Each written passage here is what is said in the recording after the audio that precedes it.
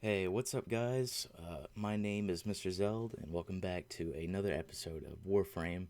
Today I'm going to be showcasing a weapon called the Krohkur. Now, this weapon is extremely underrated in my opinion, and I haven't seen many videos about this one on YouTube. So today I'll be giving you a build for this weapon and just showcasing how much damage this thing can do. It is a really, really good weapon, and I'm going to prove that to you today. So let's go ahead and look at the stats over here. Our attack speed 0.83. It sounds a bit slow, but in reality, if you equip a stance mod, it's not bad. It won't hinder the weapon at all at any point. So, moving on, critical chance 29%. A really, really, really good stat. 29% is a very high critical chance for any weapon. Having it on this weapon is just amazing. A critical multiplier of 2.3, also above average. Most weapons cap at 2, but this one goes just past that. Our status chance, 19%. Not the best, but it's still very good alongside these other stats. So this weapon is very well rounded, and it doesn't have any particular flaws that are easy to spot on the surface. Our damage is going to be mainly slash, so 151 slash for a total of 217% total base damage. This weapon sounds like a beast on paper, and it's also just, I can't even explain how good this weapon is. Uh, it's really easy to obtain. It's a really good weapon for early game players. All you need is mastery rank 9 to get this weapon. So, not too much grinding is involved. Alongside that, the blueprint can be bought directly from the store. All you have to do is open up your Warframe store inside your orbiter. All it takes is 25,000 credits to get the blueprint, 20,000 to build it, and then Tellurium, Morphix, Oxium, and Alloy Plating. Items that aren't particularly rare that you can grind on most starter planets, such as Mercury, Saturn. Uh, for Oxium, Venus, those are really good places to go. So this weapon is not very hard to obtain. Just a little bit of grinding. The Tellurium might be the hardest thing to get. Alright, so I'm going to take you over to the simulacrum and I'm going to showcase what this weapon can do. You are a true hunter. Where would the sanctuary be without you?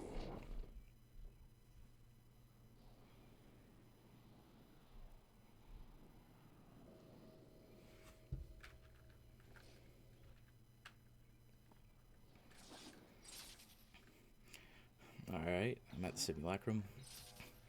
I will be showcasing 3 builds today. 3 very simple, well, not simple, but 3 optimal builds for this weapon at 3 different levels of gameplay. So we're going to be using pressure point, of course. You can use primed or regular. I don't have my prime maxed, so it wouldn't make too much of a difference anyway. Just 30% melee damage.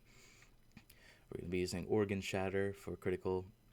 True Steel, 120% critical chance, which will take our base from 29 up to 63. We have Berserker for attack speed to get our combo up. We have Blood Rush to capitalize on that, which will give us a 50% critical chance stack per combo multiplier. I haven't maxed mine yet. You don't have to have it maxed, you just have to have a decently high number. Somewhere around 40 to 50 will work. The most important mod to this entire build, Condition Overload, which will be most of our main damage and usually is the main damage from a lot of weapons in this game. What it does is it converts every proc that we land on the enemy, so impact, puncture, slash corrosive. Each one of those that the enemy has attached to them, we get a damage buff of 120% melee, which is really, really important. Now, over here, we're going to be using our last 2 slots for status. Virulent Scourge, Voltaic Strike. 2 really easy, probably not easy for Voltaic, but these status and damage 60-60 mods will be just enough to get what you want.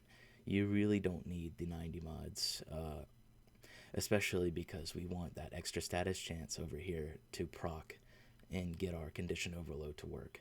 So these mods right here will be the best for our build. They're also interchangeable, so you can take any 2 60-60 mods you want. Say you probably want viral instead of corrosive. Swap that out, and now we have viral. So really simple. interchangeable status over here. Whatever build you want. Viral and corrosive will work, but today I'll be showcasing corrosive. And for our stance mod on this build, we want Crimson Devilish. The reason why is because we have this one combo, Twisting Flurry. All it is neutral attack 3 times. This will be our combo starter. It will rack up damage really fast. It has a high attack speed. So even if you don't have much attack speed on this weapon, this combo will get you started. It's really, really, really good and really easy to use. Alright, so let's take our build that we have here into the simulacrum. I'll be showcasing this damage using 125 level heavy gunners. Heavy gunners are really good for showcasing stuff because of their armor and their health being 500, 700, one of the highest in the game, and also because corrosive works really well against ferrite armor. So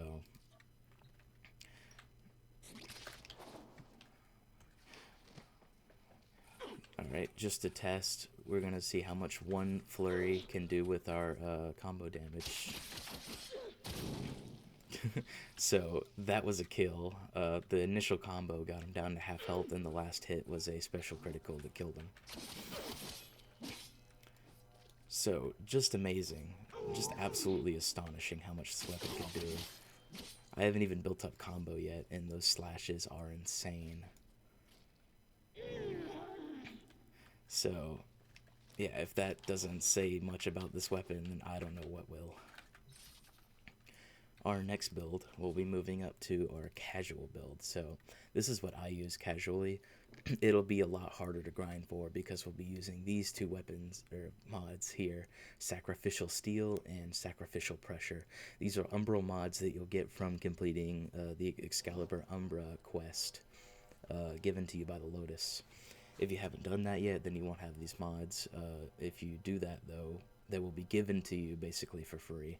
So this is a really good mod to get. It'll be very essential for late game builds on your weapons. Sacrificial Steel gives us a plus 275% critical chance when paired with these 2 mods together. They buff each other's stats. So that's what makes this really good. That plus 275 will raise our critical from 29 to 108. 108 sounds like overkill. It's 8% over 100, but that means that we have an 8% chance of landing a red crit, which is a twice critical. So that is a very, very good thing to have. Another thing, Sacrificial Pressure is in place of Prime Pressure Point. We don't get as much damage from it when it's maxed, but we don't really need all of that. We just need to have this to buff our Sacrificial Steel. So everything else is pretty much basic. Voltaic Strike, Virulent, Blood Rush, Berserk, Organ Shatter, and last but not least, Condition Overload.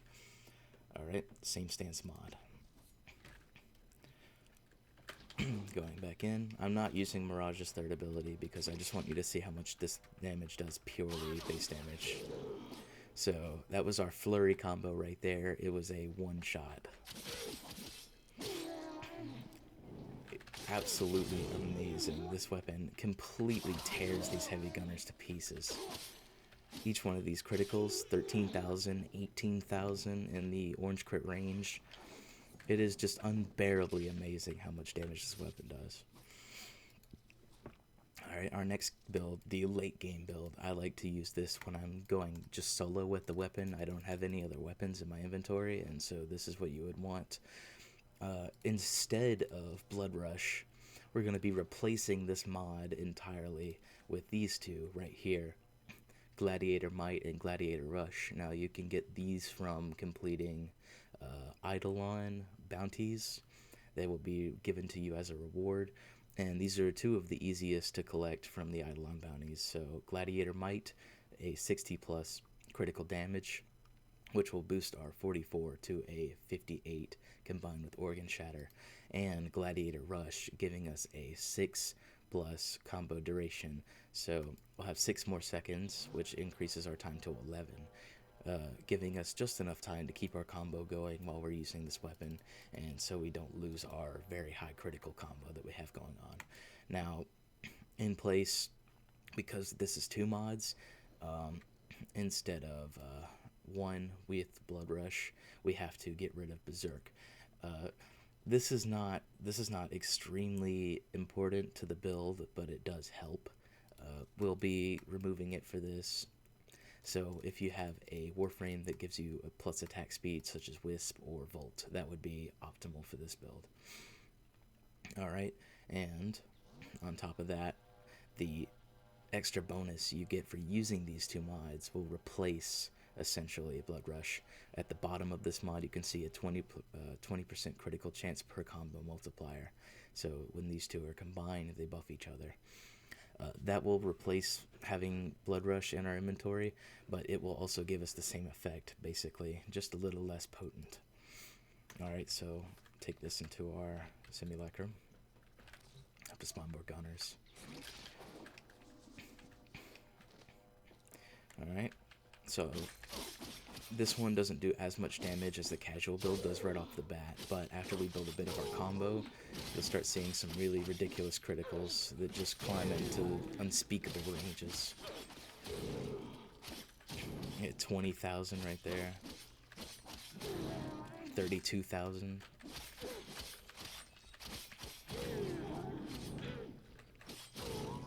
24,000. Insanely good criticals, and also very consistent red crits at that. When we're at max 12%, it'll be almost 100% red crits every single time you hit. So those are the builds all together.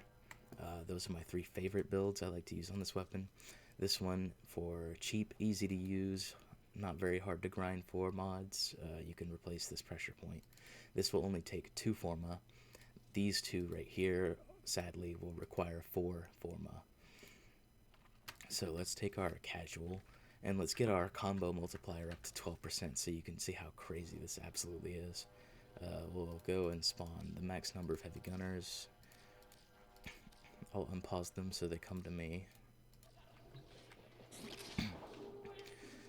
And then we'll just get to slashing and tearing.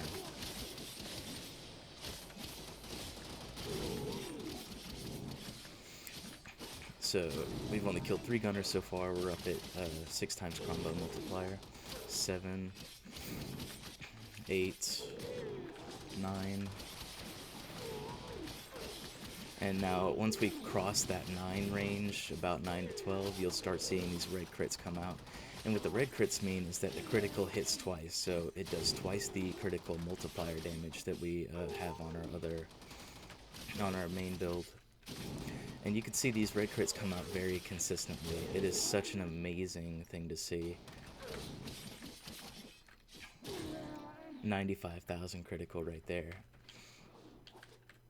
So yeah, that is the Krohkur in its true essence. Just an amazing weapon. It's astonishing how this thing gets overlooked. It is not secondary to its brother, the twin Krohkur, in any way, form, or fashion. This is a very good weapon. So thank you for sticking with me. Let me know if you like the build. If you have another idea for a build, go ahead and throw it in the comments. I'll be checking them and reading back on it. Thank you for staying with me for this, and I'll see you later.